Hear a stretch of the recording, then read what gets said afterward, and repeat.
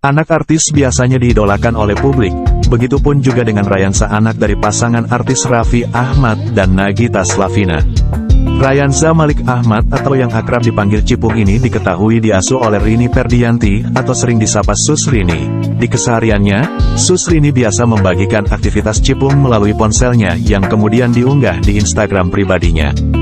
Video unggahan Sus Rini pun selalu disambut antusias warganet yang gemas dengan adik Rafathar itu. Namun, banyak warganet yang mengeluhkan video Cipung kualitas gambarnya nggak begitu bagus. Padahal video tingkah menggemaskan Cipung selalu dinantikan penggemarnya. Kabar Sus Rini dapat iPhone baru dari sang bos diungkapnya sendiri melalui unggahan di Instagram Story miliknya pada Rabu, 8/2 kemarin. Terlihat Sus Rini mengunggah hadiah foto iPhone barunya dari majikannya, Raffi dan Nagita itu di akun Instagram pribadinya, dengan tak lupa menandai akun Raffi dan Nagita di @raffinagita1717. Nggak lupa, Sus Rini juga mengungkap perasaan bahagianya dan kalimat ucapan terima kasihnya.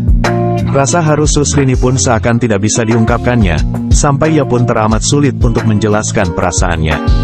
Saat menerima entah apa yang ada dalam pikiran saya. Rasa yang teramat sulit saya ungkapkan @raffinagita1717. Terima kasih, tulis Rini.